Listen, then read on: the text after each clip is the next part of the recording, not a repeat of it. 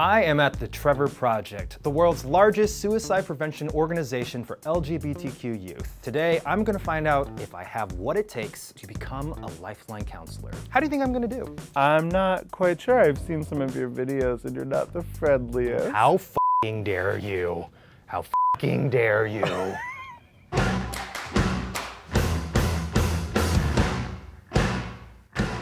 Should I do this with that dog that's running around real quick? I feel like it'd be better with a dog. I think the dog's in there.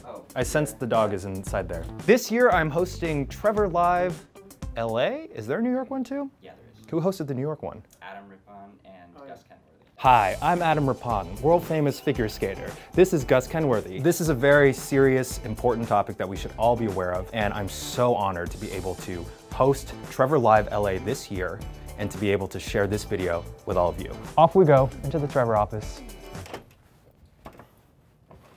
Is there a code? We try to provide direct services in any way that a young person might need them. I think we're most famous for the Lifeline because that's what we've been operating for 20 years nonstop. But essentially we have trained counselors who are available 24/7. I have one question. How long have you guys been in a committed relationship? Because you're totally boyfriend twinning. Oh my gosh. So we're gonna like abridge what our Lifeline volunteers go through. You're gonna come in and interview with me and we'll see if you're a good fit for the training process. We'll start to maybe work through some role plays. We'll role play a call and see how you do. I'm gonna nail this role play. Okay. Which in this context is not usually what I mean when I say that. I'm sorry. I'm such a disgusting person. We can talk young people through anything from fear of coming out, confusion around gender identity, bullying in school, all the way up to, I am feeling suicidal right now. We want to make sure that, no matter what the issue is, when you're calling, you're getting a non-judgmental ear. So my goal is to get hired. Yeah, your goal is to get picked as a Lifeline volunteer. I want you to be yourself, but I'm hoping that it'll be like a softer version. I think I have the perfect outfit in mind. Okay. That's a choice. Hello. What is friendlier than your grandma's couch? No, I think that that's actually really accurate. Everyone would sit on me. Welcome to your interview. So one of the things we teach people is to be an active listener. It's really important that you're really listening to what the young person is telling you. Tell me about a time when you supported someone in your life through a crisis. So I have this friend, we'll call her Stacy, right? She's seeing this guy, we'll call him Carl. Carl f***ing sucks. I did everything in my power to get Stacy out of this toxic relationship. And how do you think it went with Stacy? She married him. Okay. Yeah. The other thing that we teach people Yes. is to not be judgmental, obviously. He doesn't even clean his shirts. You see Carl, and there's always like a mysterious yellowish stain. The other thing is empathy. Right, Gus Kenworthy, I'm empathetic, that's right. I love dogs. That's true. But you hate babies. That's true. How would you define empathy? In Marvel Comics, when a mutant's an empath, they can literally feel people's feelings. Sure. Again, another reference I know nothing about. I know nothing. You don't know, when people talk about the Avengers, you exit the chat. Unless it's one of our callers, then I would ask them questions and want to learn about it. You're not getting out of it this easy. Name one Avenger. I think something that's really beautiful about volunteering on the Lifeline is you get a sort of second family in the volunteer community. Oh. So what if my family fights all the time? That sounds like it's difficult. So not my family, a new family. Yeah. My parents are divorced. Okay. She moved to France. Okay. I have two sisters. I've always felt inadequate. They're better than me. I feel like sometimes I use my queerness to be special. And because they were girls, because they always had to overcome me being the boy, and then they beat me at everything. So I was the inadequate boy. You really spent some time just trying to do your best in your family. Yeah. Yeah. Yeah. I'm gonna pivot back to the interview. We want folks who care very deeply about this work. So in terms of LGBTQ youth-related issues, what are some of the topics that you think you feel really comfortable talking about or that you know a lot about? I think I would be able to speak personally about being able to overcome my own self-loathing and my own bouts of depression growing up. Because I really did hate who I was. And I really could not imagine that I would ever put on a suit like this. Everything I am now that people know was born from that struggle. And to get through that struggle was probably the most poignant and hardest thing I ever do in my life. And so I guess to be able to talk to other kids about it is probably one of the most important things I could do. I think that you can find a lot of empathy in that, right? Like you understand that depression, you understand that pain. Our callers don't have any space to talk about what they're going through, and instead we'll ask some open-ended questions and we'll really sort of be there to learn about what they're going through and what their experience of everything is. I do want to share that I think you did okay in the interview. Okay. And I'm going to move you forward into the training. I'm excited to take this into the role play. Cool. Which always sounds wrong when I say it. Yeah, I'm excited to get into this role play. See, everything I say sounds dirty. So I'll see you in the role play. Great. It still sounds weird when I say it. See you then. Okay, and I'm gonna change out of my grandma's couch. Okay, yeah. All right. Bye. Cool.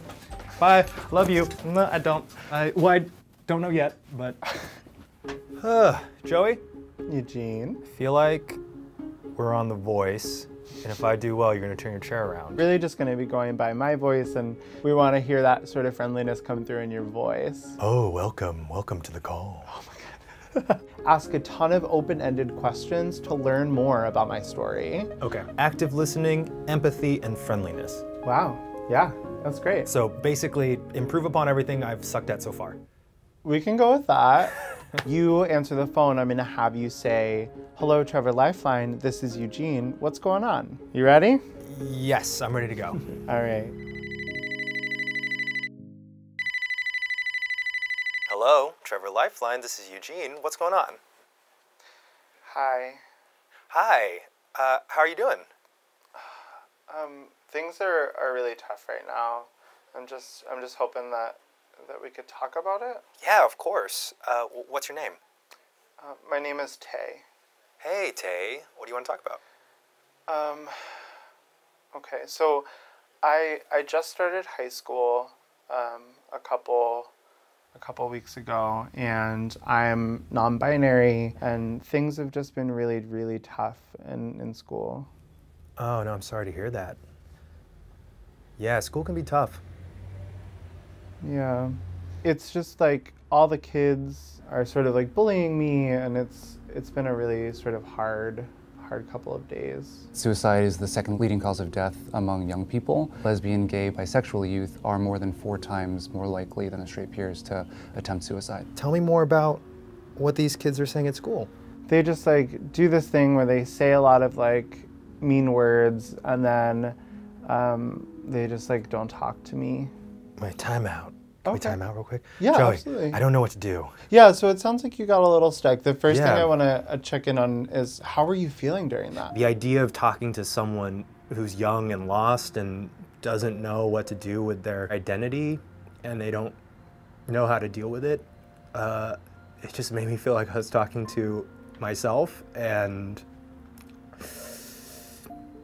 I just can't imagine other counselors who probably feel the same way as me and how much training they had to go to be able to get through these calls without personally breaking down. It's testament to how well this organization is run. Well, I think that this person is feeling really lonely, right? And they're feeling really sad. And I think sometimes when adults are trying to help young people, we might jump into this space of wanting to fix it. But it can be really great to just sort of sit with the narrative. Trans and non-binary and genderqueer community is like year over year, the amount of contacts we receive from people that self-identify in those categories has just like skyrocketed to where it's almost half of our overall crisis contacts now. When I'm in class, the kids behind me, I can hear them laughing a lot, and I know that they're laughing about me. Oh no. What are they laughing about? Because I dress a little different and I look a little different than them. They think it's really funny, but I'm just trying to be me. Well, there's nothing wrong with being different.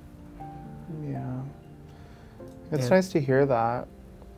Yeah. In the news where there might be a bill that's coming forward that could disproportionately affect a community, like a trans military ban, we'll see big spikes in contacts like immediately following. There was the New York Times article about the restrictive definition of gender, and we saw nearly double crisis call volume at that time. Wow. Yeah. I feel lonely some days, and then, I mean, some days I'm just like, I feel like a badass. So it feels like really complicated.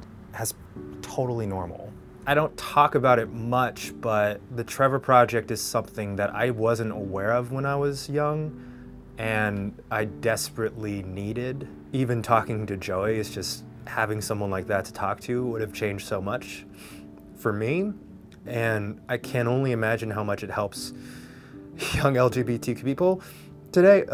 Some people can get complacent because you get a win here or there, but we are so far from full equality and freedom for all LGBTQ people in this country that unfortunately Trevor is more needed than ever. I think there's a lot of bravery there, being your real self. So Eugene, I'm gonna stop us here. Yeah? Yeah, I think that you're doing such a good job. I mean, the three things that we talked about, that you being friendly, empathetic, and using some active listening, you're doing all of them really well. We definitely need volunteers. The easiest way is to go to our website, thetrevorproject.org. On the main page, you will see a big button for volunteering, and all the information will be there. No matter where you are in the country, there is a volunteer opportunity. The Trevor Project is providing something really valuable, but the end goal is that we progress enough as a society where we don't need to have it in the first place, and that LGBTQ kids could live in a world where they don't feel like they have to call someone to be able to talk. So with maybe the full training, I could possibly become a lifeline counselor. Yeah. We'll meet back to back again tomorrow. Sure, Eugene, we could do that. Okay, nice. Hi, we're the Try Guys, and we know how important it is for LGBTQ youth to get the support they deserve. The Trevor Project is always here for you, 24/7. If you are considering self-harm or suicide, reach out to the Trevor Lifeline to speak with one of their trained counselors. Call 1-866-488-7386. It's confidential and free, and they'll always be here to support you. You can also text START to 678-678 or chat with them online at thetrevorproject.org/chat. Learn more about supporting LGBTQ youth at thetrevorproject.org. Together, let's remind them that they are loved, valued, and never alone.